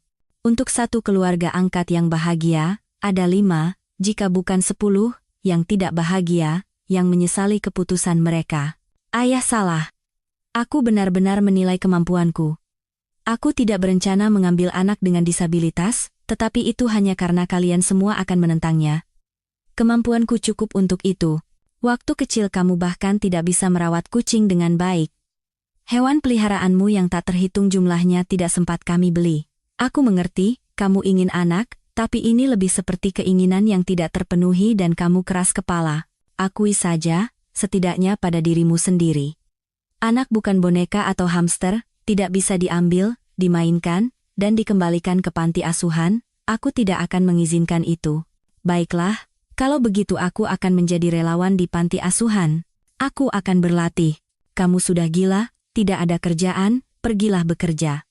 Kamu mau aku carikan pekerjaan di perusahaanku? Ayah, aku sudah lama bekerja di sana. Apa ayah lupa? Benarkah? Kalau begitu, pergilah dan laksanakan tugasmu. Baik. Dan dengan uang hasil kerjaku, aku akan membeli popok dan susu formula untuk anak-anak. Suami dan ayahnya, yang terbiasa melihatnya hanya sebagai boneka menawan yang tidak diberkahi dengan kecerdasan tinggi, tidak menyangka akan ada kegigihan seperti itu. Wanita itu benar-benar memutuskan untuk menguji kemauannya. Ia menemukan sebuah organisasi yang secara sukarela bekerja sama dengan panti asuhan. Para relawan, sebagian besar pemuda dan pemudi, tidak hanya membantu mengumpulkan perlengkapan dan makanan yang diperlukan, tetapi juga sering ikut berjaga bersama para pengasuh. Mereka membantu memandikan, mengganti pakaian bayi-bayi yang ditinggalkan tanpa ibu, atau hanya menggendong mereka. Anjani memutuskan untuk datang pada malam hari dan membacakan dongeng untuk bayi-bayi itu. Meskipun di bangsal itu ada bayi-bayi terkecil, ia tahu betapa pentingnya ritual ini sebelum tidur. Ia sendiri tidak begitu ingat ibunya, tetapi ia ingat betul bahwa ibunya setiap hari membacakannya dongeng. Suatu hari, saat kembali dari tugas barunya, ia memutuskan untuk berjalan kaki dan di bangku dekat rumahnya, ia melihat seorang wanita dengan anak-anak.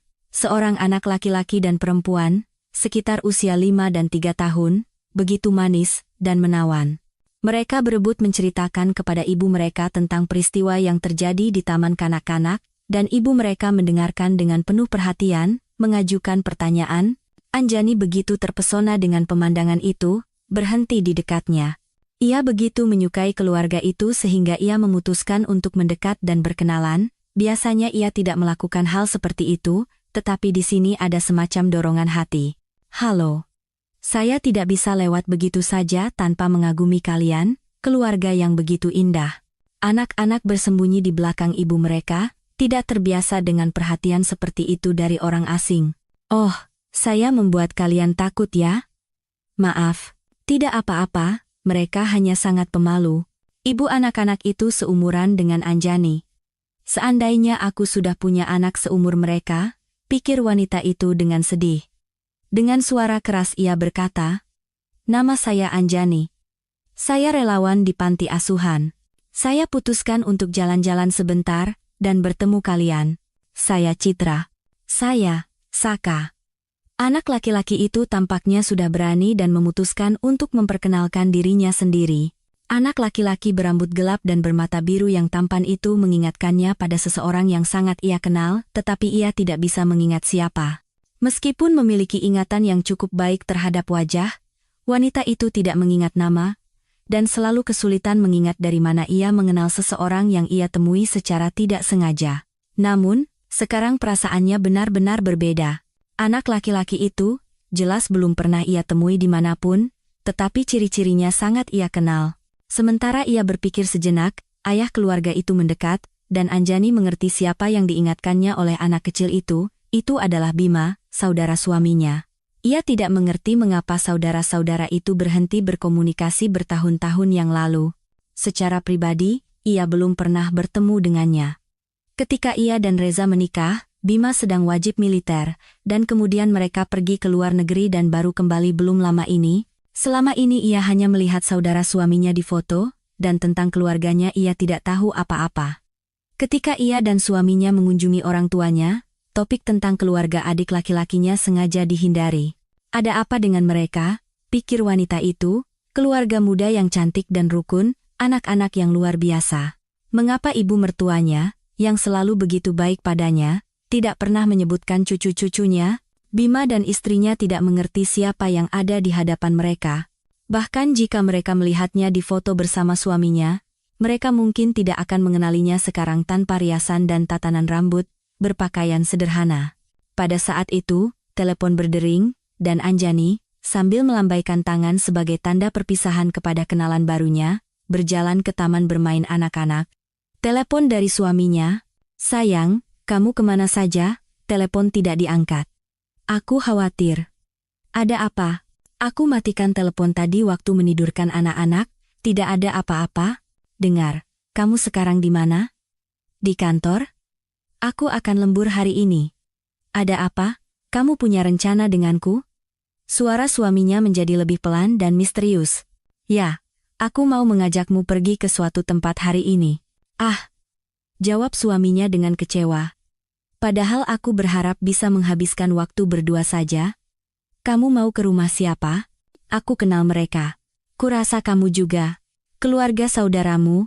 "Tidak." Reza tidak sempat berpikir sebelum melontarkan jawaban itu. "Kenapa?" Anjani bingung dengan jawaban yang begitu cepat dan tajam. Aku baru saja melihat mereka. Anak-anak mereka sangat menggemaskan. Anak laki-lakinya mirip sekali denganmu. Kenapa dia harus mirip denganku? Reza sadar bahwa suaranya bisa mengkhianatinya.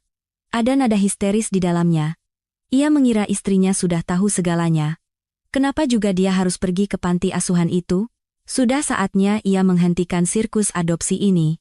Ia sama sekali tidak butuh anak, baik anaknya sendiri apalagi anak orang lain. Kenapa? Kan, kamu paman kandungnya. Reza menghela napas lega. Ia tidak tahu apa-apa. Ibuku tidak meneleponmu hari ini? Ia bertanya dengan hati-hati. Takut mendengar bahwa ibunya sudah menyampaikan ide cemerlang tentang adopsi anak laki-laki yang sangat mirip dengan Reza. Sekarang, untungnya, ide itu bisa dilupakan. Istrinya telah melihat Saka, yang berarti ia akan menebak semuanya. Tidak. Kenapa? Mungkin kita mampir ke rumahnya hari ini juga? Sudah lama kan tidak bertemu. Anjani benar-benar heran dengan keengganan kerabat suaminya untuk berkomunikasi satu sama lain. Dengar, aku punya ide cemerlang. Ayo besok kita adakan makan malam keluarga besar, undang ayah, orang tuamu, saudaramu dan keluarganya. Kita kan belum pernah bertemu mereka, aneh kan? Kalian bersaudara tapi sudah bertahun-tahun tidak bertemu. Aku dan Citra baru hari ini bertemu untuk pertama kalinya, padahal kita sudah bertahun-tahun menjadi kerabat. Aku ingin berkomunikasi dengan keponakan-keponakanmu, Saka anak yang sangat tampan, dan adiknya sangat menggemaskan. Aku bahkan tidak sempat bertanya siapa namanya. Dara, ibu bilang dia sama sekali tidak mirip kakaknya, kata Reza, tanpa sadar. Berusaha keras mengalihkan pikiran istrinya ke arah lain, dan menjauhkannya dari ide cemerlang untuk mengumpulkan ibu, ayah mertua, dan mantan selingkuhan dengan anak haramnya di satu meja. Bahkan belut di wajan panas pun, akan punya lebih banyak kesempatan untuk selamat daripada dia. Dia salinan ibunya. Citra juga wanita muda yang sangat cantik. Aku tidak akan pernah menyangka di usianya yang masih muda, dia sudah punya anak-anak sebesar itu. Berapa umurnya? Sebayamu, sayang. Aku sangat merindukanmu. Ayo kita habiskan malam berdua saja. Sudah lama kita tidak pergi kemana-mana. Kamu tidak ingin aku bertemu dengan kerabatmu? Tanya istrinya langsung. Hubungan ibu dengan istri saudaraku sangat tegang. Dia tidak pernah menerima pilihannya. Selain itu, ibu tidak yakin bahwa putri saudaraku adalah anak kandungnya. Singkatnya, ceritanya panjang, dan aku tidak ingin melibatkanmu dan ayahmu dalam hal ini. Dia sepertinya sudah tidak terlalu suka padaku. Kenapa kamu berpikir begitu? Ayah justru selalu memujimu. Memuji itu satu hal, menunjuk kejabatan yang bertanggung jawab itu hal lain, dan ngomong-ngomong, kamu belum menjawab kapan kamu akan pulang. Biar aku kirim supir untuk menjemputmu. Baiklah, aku tunggu, jawab Anjani, sekali lagi menuruti dorongan sesaatnya. Anjani memutuskan untuk sekali lagi mendekati keluarga saudara suaminya dan berkenalan. Anak-anak masih bermain di taman bermain, orang tua mereka duduk di bangku dan membahas sesuatu dengan sangat antusias. Mendekat, wanita itu mendengar kalimat, mereka tidak akan bisa melakukannya. Mengambil anak tidak semudah itu, siapa yang bisa punya pikiran mengerikan seperti itu, mengambil anak dari orang tua, terlintas di benaknya. Halo lagi, saya belum sempat memperkenalkan diri, terganggu telepon tadi. Selamat malam, kata Bima dan Citra serempak. Tidak begitu mengerti apa yang diinginkan wanita ini dari mereka. Saya Anjani, istri Reza, saudara kalian. Wanita itu memutuskan untuk langsung memperkenalkan diri. Di wajah pasangan itu muncul ekspresi terkejut dan marah yang sama. Mereka saling pandang dan hampir serempak berkata, Anda tidak akan bisa mengambilnya. Kami tidak akan mengizinkannya. Setelah itu, wanita itu berlari ke taman bermain untuk mengambil anak-anaknya, dan Bima berbalik ke arah Anjani yang tidak mengerti apa-apa dan mengulangi, Saka tidak akan kami serahkan. Dia anak kami, apapun yang ibu lakukan, saya tidak mengerti apa yang Anda bicarakan. Kenapa Anda berbicara seperti itu? Saya tidak akan mengambil siapapun dari Anda. Saya hanya mengenali Anda dan ingin mengundang Anda berkunjung, berkenalan, kita kan kerabat terdekat, tapi belum pernah bertemu secara pribadi, bagi saya ini aneh. Jadi saya putuskan untuk memanfaatkan kesempatan ini dan berkenalan. Saya tidak punya niat jahat, saya bersumpah. Rupanya wanita itu berbicara dengan sangat meyakinkan. Bima menatap istrinya yang mendekat dan berkata, sepertinya dia tidak tahu rencana jenius itu. Dan ia menawarkan, sambil berbalik ke arah istri saudaranya, ayo, kami akan ceritakan mengapa kami tidak berkomunikasi dengan orang tua dan saudara. Anehnya, masalah justru mendekatkan Bima dan Citra. Ia berhenti cemburu, dan Citra merasakan dukungan besar dari suaminya. Sekarang mereka adalah keluarga yang benar-benar rukun. Percakapan itu berlangsung sepanjang malam.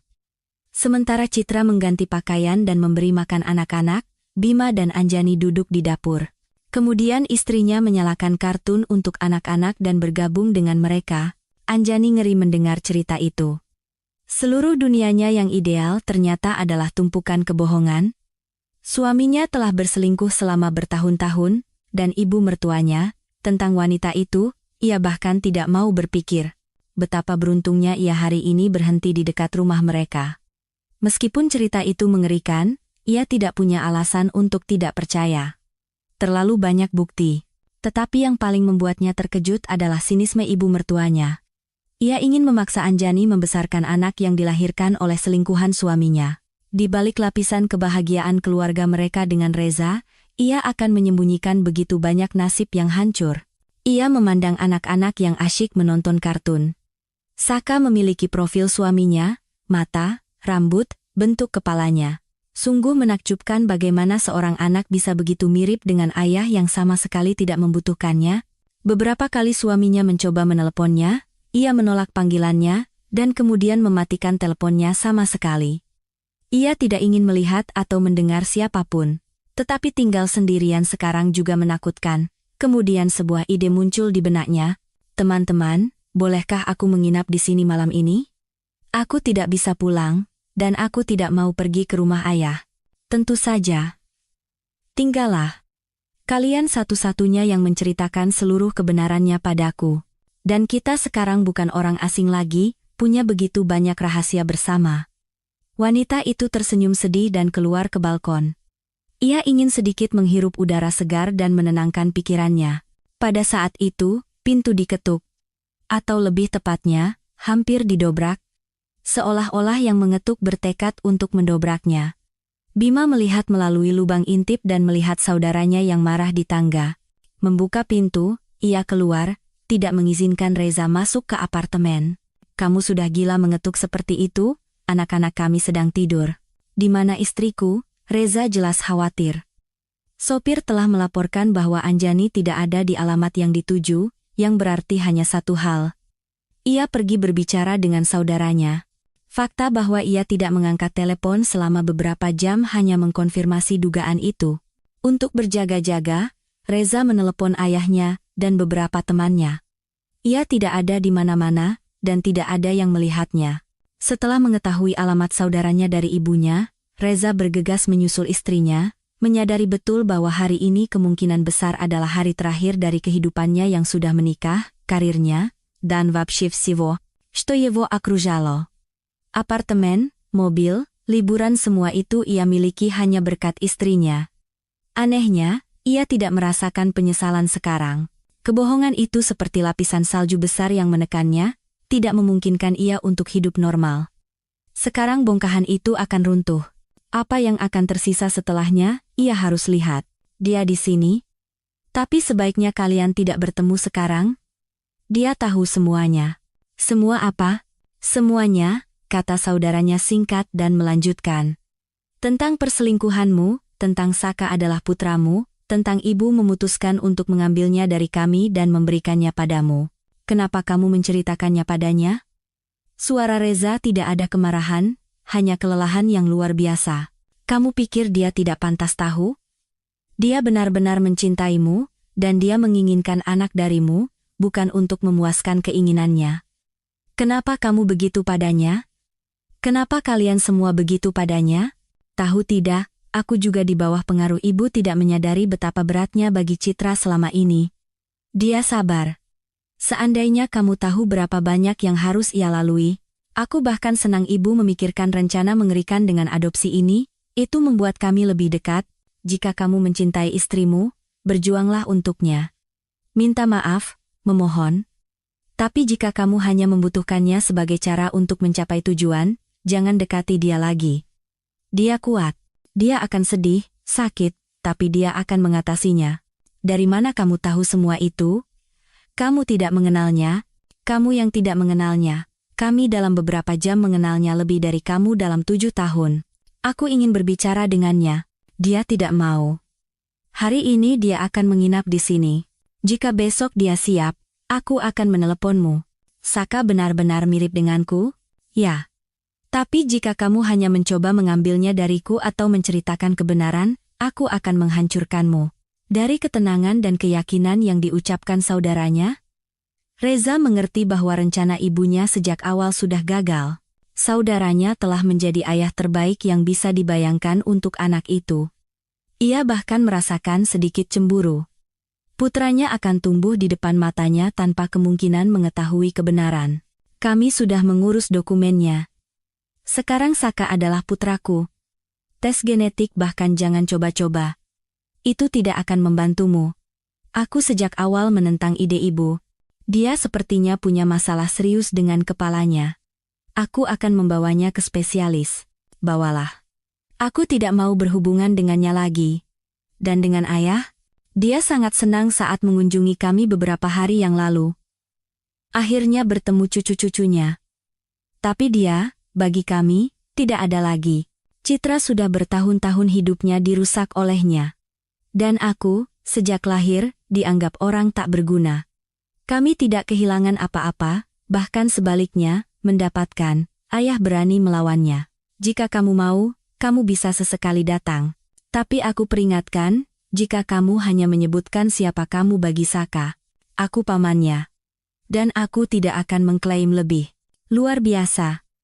Rupanya di keluarga kita memang ada yang aneh, dan itu jelas bukan aku. Untuk pertama kalinya dalam hidupnya, Reza tidak ingin bersikap sombong dan angkuh dengan saudaranya. Ia tiba-tiba merasakan iri. Istri yang dicintai dan mencintai, anak-anak, rumah yang nyaman. Bahkan istrinya menemukan perlindungan dan penghiburan di sini. Dan ia, yang seolah-olah saudara kandung, tidak punya tempat di sini. Jurang yang terlalu lebar dan dalam memisahkan mereka. Aku akan mencoba berbicara dengannya, Bima seolah membaca pikiran saudaranya.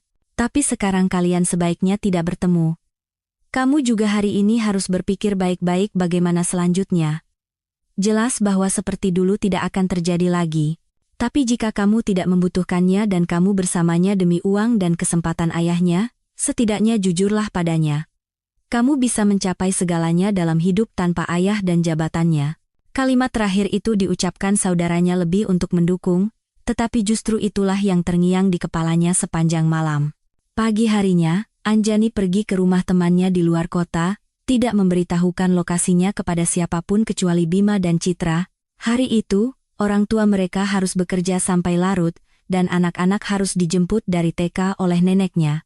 Dengan riang berjalan di sepanjang jalan setapak, anak-anak dan neneknya mengenang peristiwa hari itu, berbagi berita, bercanda, dan tertawa. Nenek kedua muncul di jalan mereka secara tiba-tiba.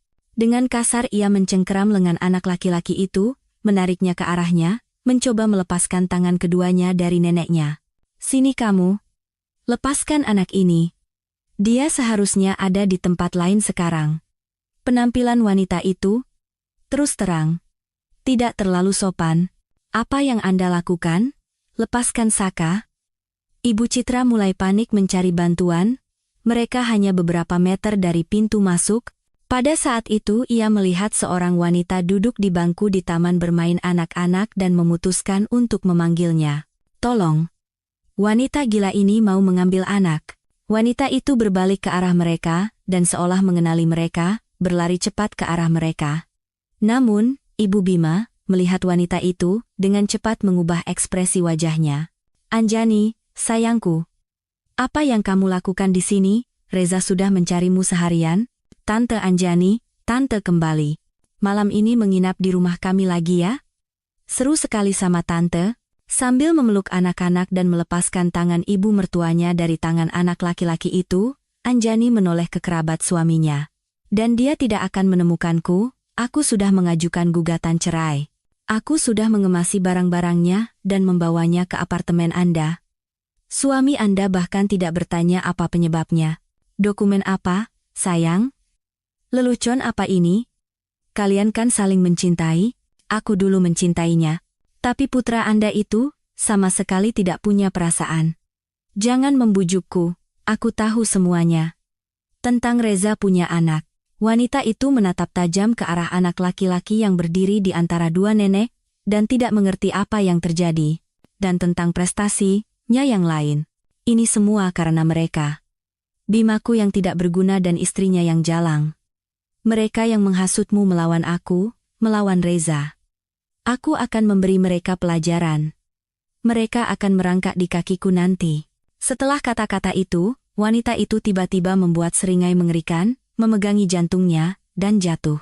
Setelah serangan jantung yang membuatnya terbaring di tempat tidur selama hampir setahun, Ibu Bima dan Reza tidak kembali ke rumah. Ia dipindahkan ke fasilitas khusus dengan tanda-tanda gangguan mental akibat stres berat. Faktor utama yang memengaruhi kesehatan mentalnya adalah hancurnya keluarga putra sulungnya. Mantan menantunya menjadi sahabat bagi keluarga putra bungsunya. Ia terus membantu sebagai relawan, bekerja sebagai psikolog anak. Pekerjaan itulah yang memberinya semua yang begitu ia impikan, suami yang dicintai dan mencintai, dan seorang putri kecil.